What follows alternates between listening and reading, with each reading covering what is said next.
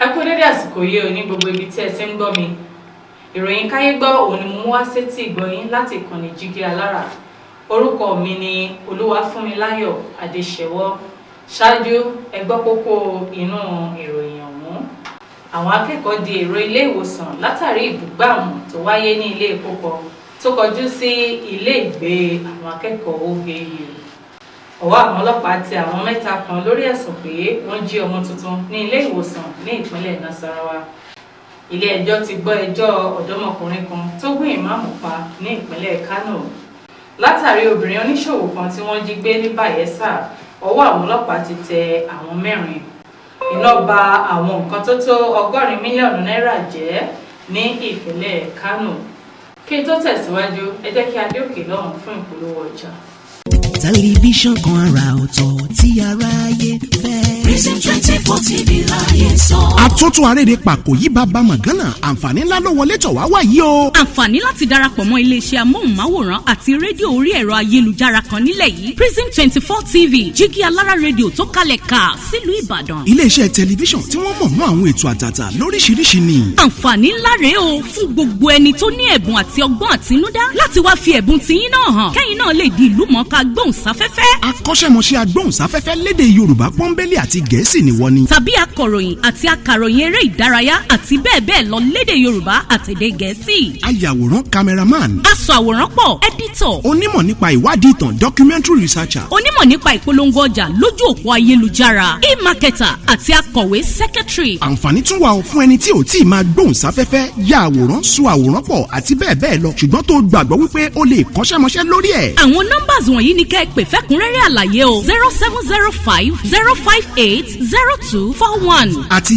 09039893895. tàbí kẹ́ WhatsApp nìkan sórí +1347 285 7401. lórí Facebook, Instagram àti Twitter ẹ kàn sí @prism24 TV. wá lo ẹ̀bùn tiẹ̀ náà níbi táyé ó ti gbà ọ́ ní Prism 24 TV Jígí Alára rédíò a máa retí yín o. Prison 24 TV Jígí Alára rédíò ní gbogbo àwọn tó dá mọ̀ ń gbọ́. Prison 24 TV Jígí Alára rédíò ní gbogbo àwọn tó dá mọ̀ ń sọ. Tẹlifíṣàn kan àrà ọ̀tọ̀ tí aráyé ń fẹ́. Prison 24 TV láyé sọ. Ó ti akájọ tẹ̀ síbi táyé ti tẹ̀ sí ó yá. Prison 24 TV láyé sọ. Ẹ káàbọ̀ padà láti òkè lọ́hùn. Ìròyìn ọ̀hún rèé lẹ́kùnrẹ́rẹ́. Àwọn akẹ́kọ̀ọ́ di èrò ilé ìwòsàn látàrí ìbúgbàmù tó wáyé ní ilé epo kan tó kọjú sí ilé ìgbé àwọn akẹ́kọ̀ọ́ OAU. Kò dín ní akẹ́kọ̀ọ́ 26 ní ilé ẹ̀kọ́ Báfẹ́mi Awólọ́wọ̀ University OAU tí wọ́n ti ń gba ìtọ́jú ní àwọn ilé ìwòsàn káàkiri Ilé Ifẹ̀ ní agbègbè Ọ̀ṣun. Àwọn akẹ́kọ̀ọ́ náà ló farapa ní oríṣiríṣi ọ̀nà láti ìbúgbàmù ilé epo kan tí kò jìnnà sí ilé ìgbé wọn ní Lagere Road nítòsí ọgbà ilé ẹ̀kọ́ náà. Nígbà tí wọ́n bá akẹ́kọ̀ọ́ kan sọ̀rọ̀ Sànúsí Adérẹ̀mí tí ó wà ní ilé ìgbé náà nígbà tí ìṣẹ̀lẹ̀ ọ̀hún ṣẹlẹ̀ tí orí rẹ̀ sì kó yọ. Ó ní àwọn kàn gbọ́ ariwo bíbúgbàmù ilé epo náà ṣùgbọ́n kí àwọn tó fọ̀ iná ti bẹ̀rẹ̀ sí ní jó àwọn akẹ́kọ̀ọ́ pẹ̀lú àwọn ẹrù wọn.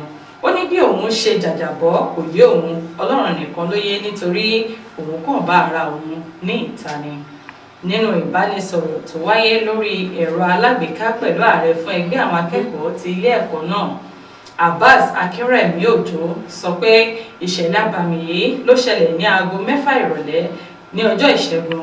Ó ní ọ̀pọ̀lọpọ̀ akẹ́kọ̀ọ́ ló wà nínú ìrora tí ẹni tí ó ní ilé epo náà kò sì bìkítà tí wọ́n sì ti gbé ilé epo náà tì àti ẹ̀ka rẹ̀ méjì, àti pé ọkùnrin tó ní ilé epo yìí ló ní ilé ìgbé àwọn akẹ́kọ̀ọ́ náà kí ó jáde wá láti wá tọ́jú àwọn tó farapa.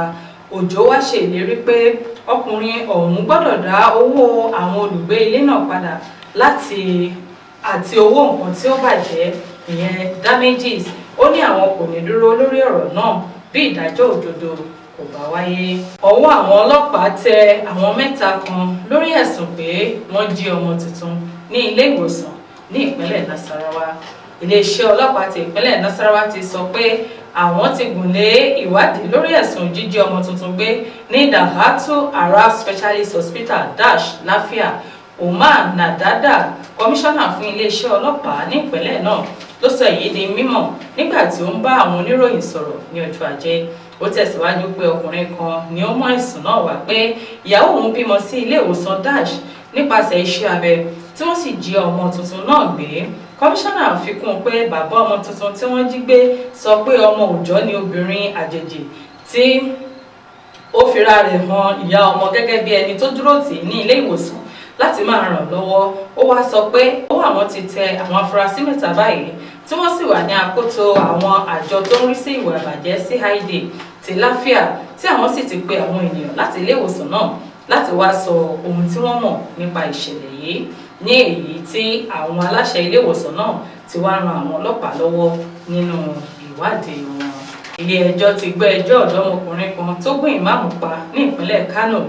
Ilé ẹjọ́ kan tó kalẹ̀ sí ìpínlẹ̀ Kánò ní Ọjọ́rú ló ní kí wọ́n fi ọmọ ọdún 18 Yusuf Haruna sí ẹ̀wọ̀n fún ẹ̀sùn pé ó gún Imam Sani Muhammed ẹni ọdún 55 pa. Ó ń gbé ní Tudun Rufawa Quarters Kano. Aya Fatima Ado Ahmad sọ fún ilé ẹjọ́ pé Musa Yunisa tó ń gbé ní àdírẹ́sì kan náà ni ó mú ẹ̀sùn náà lọ sí Jakara Division ní Kano ní ọjọ́ 21 ọdún 2023. Ó ní nǹkan bí aago 7 alẹ́ ọ̀daràn náà kọlu ìmáàmù náà tí ó sì gún pẹ̀lú ọ̀bẹ títí tí ẹ̀mí fi bọ́ lára rẹ̀. Látàrí ìfarapa tó pọ̀ tí olóògbé náà ní tí wọ́n sì gbé dìgbàdìgbà lọ sí ilé ìwòsàn Murtala Mohammed Specialist Hospital níbi tí dókítà ti fìdí rẹ̀ múlẹ̀ pé ó ti gbẹ́mìí mì. Ọ̀daràn náà sì ní òun kò jẹ̀bi ẹ̀sùn tí wọ́n fi kan òun. Adájọ́ Magistrate Binta Ibrahim Galadan Chi wá pàṣẹ pé kí wọ́n fi sí ọgbà ẹ̀wọ̀n náà. Ó wá sún ìgbẹ́jọ́ rẹ̀ ọjọ́ 21 oṣù kìíní ọdún yìí. Látàrí obìnrin oníṣòwò kan tí wọ́n jí gbé ní Bayelsa, ọwọ́ àwọn ọlọ́pàá ti tẹ àwọn 4. Ẹ̀ka iléeṣẹ́ ọlọ́pàá tó ń rí sí ìjínigbé ní Ọjọ́rú ló ti sọ pé àwọn mú àwọn afurasí 4 kan tí wọ́n jí obìnrin oníṣòwò ẹni 40 ọdún gbé lọ ní agbègbè Òpóló ní ìpínlẹ̀ Yenagoa.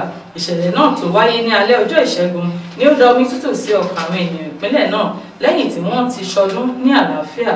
Daily Post gbọ́ pé àwọn ajínigbé náà ló balẹ̀ sí ibi ìtajà obìnrin náà pẹ̀lú ọkọ̀ àwọn ìjọ Youth Council IYC Central Zone tí wọ́n sì gbé lọ sí ibikíbi tí kò sí ẹni tó mọ̀ wọ́n.